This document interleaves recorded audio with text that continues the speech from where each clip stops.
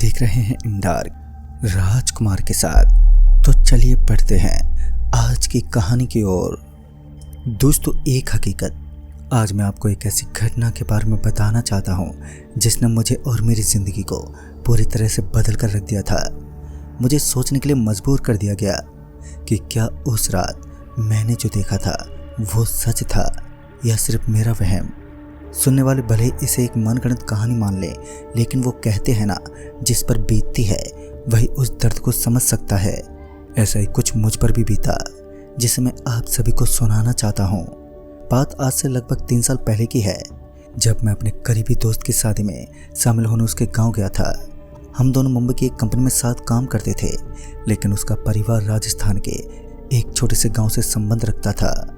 उसके विवाह से जुड़े सभी आयोजन वही गांव में ही होने थे, इसलिए उसकी शादी से 3 दिन पहले ही मैं वहां जाने के लिए निकल पड़ा। जब शाम का वक्त हुआ तो मैं अपने घर से निकला और फिर एयरपोर्ट पहुंचते पहुंचते ही मुझे धीमे धीमे अंधेरा का सामना करना पड़ा। पहली बात, मैं अपने दोस्त के उस शहर को ठीक से जानता तक नहीं था, लेकिन मैं इस बात को अपने दिमाग में सेट करके निकल पड़ा कि वहां पर जाने के बाद किसी से पूछ लूँगा। फिर जब मैं एयरपोर्ट पर पहुंचा तो सबसे पहले मुझे जयपुर में उतरना पड़ा। जयपुर से ही मेरे दोस्त का एक गांव पड़ता था जिसका नाम हीरापुर था। हीरापुर वहां से तकरीबन 51 किलोमीटर की दूरी पर था और इस समय रात के 12:30 बज रहे थे।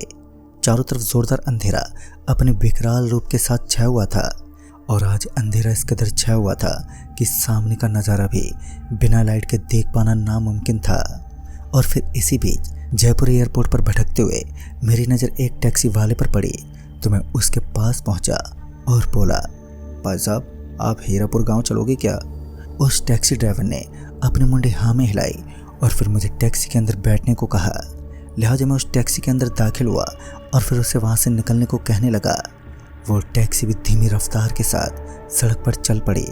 हालांकि 51 किलोमीटर का यह सफ़र बिल्कुल भी आसान नहीं था। मुझे तो पहले समझ नहीं आ रहा था कि एक छोटी सी टैक्सी मुझे 51 किलोमीटर के इस दायरे को कैसे पार करवा पाएगी। फिर उस ड्राइवर ने मुझे बताया कि वो मुझे एक रेलवे स्टेशन पर छोड़ देगा जहां से एक ट्रेन हीरापुर के लिए रवाना होती है। खैर, ये सुनकर मुझे भी थोड़ी राहत की सांस मिली और फिर मैं उस रेलवे ट्रैक का इंतज़ार करने लगा जो यहाँ से ज़्यादा दूर नहीं था। और इसी तरह हम दोनों बातें करते हुए आगे बढ़ रहे थे कि अचानक ही वो टैक्सी झटका खाकर बंद पड़ गई। ये देखकर तो मेरी भी दिल की धड़कनें एकदम से तेज हो गईं। फिर उस टैक्सी ड्राइवर ने बताया कि टैक्सी का पेट्रोल ख़त्म हो चुका है और यहाँ से बस कुछ ही दूरी में बगल वाली साइड में एक पेट्रोल पंप पड़ता है। फिर वो ड्राइवर वहाँ से पेट्रोल लाने के लिए जाने वाला है। फिर वो ड्राइवर वहाँ से पेट्रोल लाने के लिए निकल गया। फिर मैं उस टैक्सी से नीचे उतर गया और उस वक्त मुझे उस टैक्सी के अंदर काफ़ी ज़्यादा गर्मी लग रही थी, जिस वजह से मैं इधर उधर टहलने लगा। बाद में मैंने सोचा कि जब तक वो ड्राइवर पेट्रोल लेकर पहुंचता है तब तक तो मैं काफ़ी सारा रास्ता तय कर लूँगा।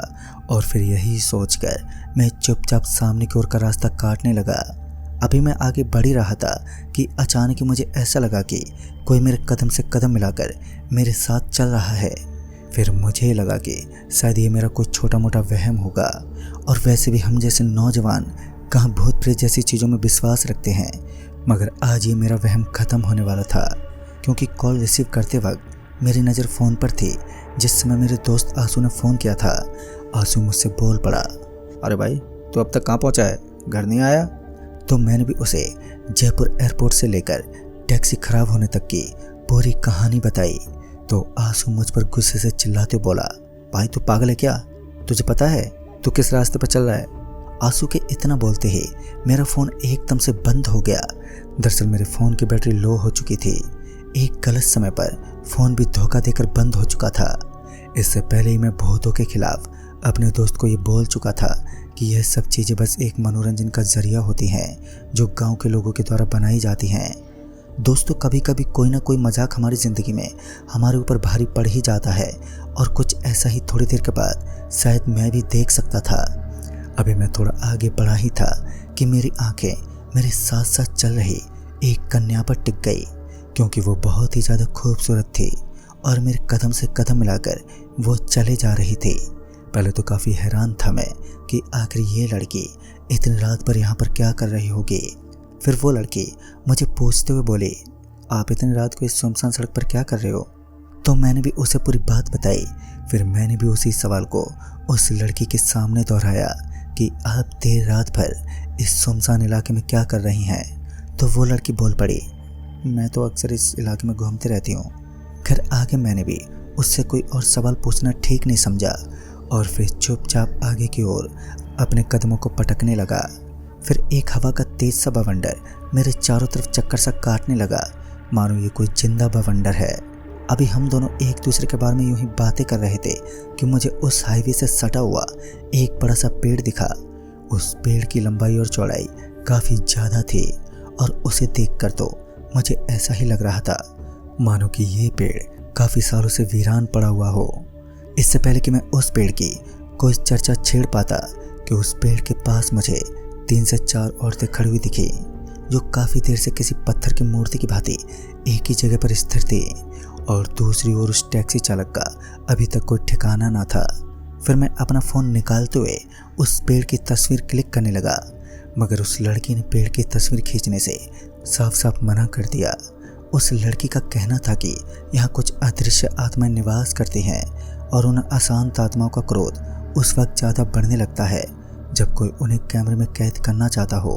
मगर मैं भी अपनी शरारतों को अंजाम देने से नहीं डट पाया और एक तस्वीर मैंने अपने कैमरे के अंदर कैद कर ही ली। काफ़ी वक्त बीत चुका था, लेकिन उस टैक्सी चालक का अभी तक कोई नामो निशान तक नहीं था। मैं इसी सोच में था कि तभी मेरी नज़र मेरे फ़ोन पर पड़ी, जहाँ से मैंने उस पेड़ की तस्वीर को क्लिक किया था। तो मैंने देखा कि उसके अंदर उस पेड़ की जगह काफ़ी सारी औरतों का एक झुंड नज़र आ रहा था और उस झुंड में कई औरतों के हाथ पैर मौजूद ही नहीं थे। खैर मुझे ज़्यादा डर तो नहीं लगा, मगर कहीं ना कहीं मुझे इन चीज़ों के ऊपर विश्वास नाम का एक शब्द लागू होने लगा। सब कुछ नॉर्मल ही चल रहा था कि वो बड़ा और विशाल सा दिखने वाला वृक्ष एकदम ज़ोर ज़ोर से हिलने लगा।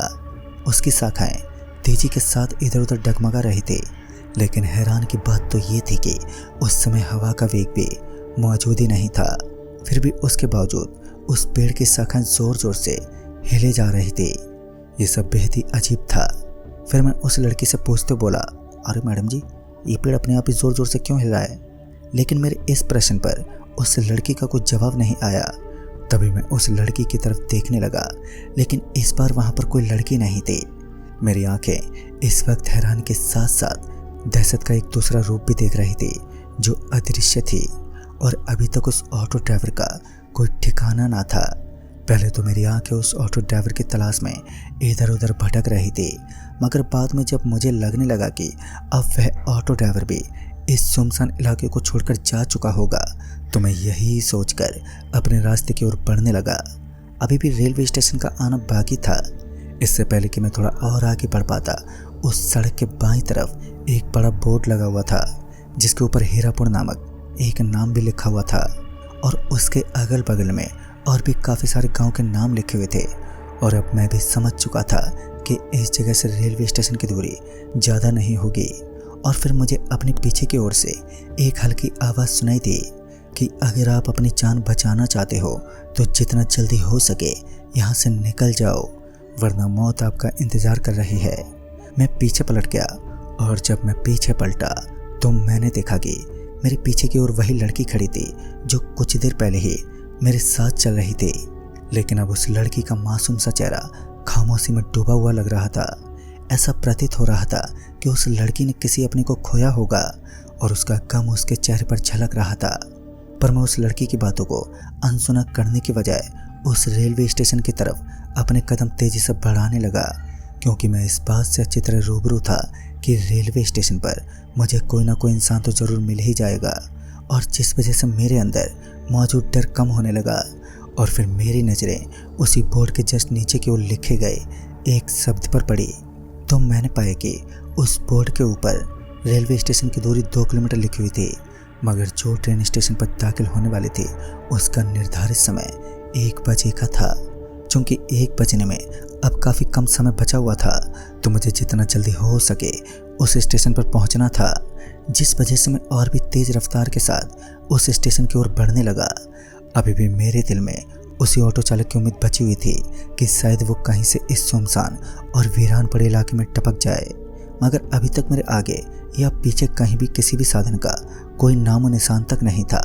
खैर मैं अपने कदम तेजी से बढ़ाता रहा और फिर मेरी आंखें सामने की ओर गिरी कुछ लाशों पर पड़ी।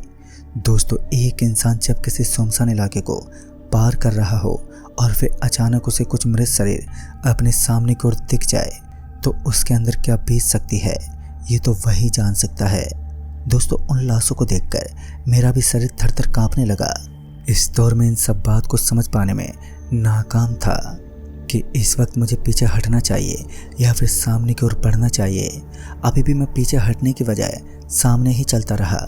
मैं अपने डर को काबू करने की अब पूरी कोशिश कर रहा था, लेकिन एक इंसान तब तक अपने खौफ को ख़त्म नहीं कर सकता जब तक उसके सामने से खतरा हट नहीं जाता। मेरे सामने तो दहशत की पूरी दुनिया लेटी हुई थी जो मुझे डरा देने के लिए काफ़ी थी, लेकिन पता नहीं उस वक्त मेरे अंदर इतनी हिम्मत का जन्म कहाँ से हुआ और मैं सीधा और उसी रास्ते की तरफ चलता रहा जिधर वो स्टेशन पड़ता था। लेकिन इससे पहले कि उम्मीदों का एक पहाड़ विकराल रूप धारण करता हुआ मेरे पीछे से आ टपका। दरअसल ये वही ड्राइवर था जो कुछ देर पहले पेट्रोल पंप पर चला गया था। उसे देखकर मुझे काफ़ी हद तक राहत की सांस मिली और फिर वो तुरंत ही टैक्सी लेकर मेरे पास पहुंचा और फिर मैं उसके टैक्सी में बैठकर वहां से रवाना हुआ और सही सलामत रेलवे स्टेशन तक पहुंच गया। उस दिन रेलवे स्टेशन पर पहुंचने के बाद उस ड्राइवर ने मुझे ट्रेन के अंदर भी पहुंचा दिया और फिर उस ड्राइवर की वजह से मैं अपनी जान बचाने में सफल रहा। दोस्तों, आज इस घटना को सालों बीत चुके हैं, लेकिन आज भी मैं ये समझ नहीं पाया कि उस रात मुझे सतर्क करने वाली वह लड़की कौन थी जिसने मेरी जान बचाने में काफ़ी बड़ा साथ निभाया। तो दोस्तों, इस कहानी में बस इतना ही। कहानी आपको पसंद आई हो तो वीडियो को लाइक शेयर ज़रूर करें और साथ ही हमें कमेंट बॉक्स में ज़रूर बताएं। तो मैं आपका दोस्त राजकुमार जल्द ही मिलूँगा ऐसी ही एक और नई कहानी के साथ। तब तक के लिए बाय एंड टेक केयर।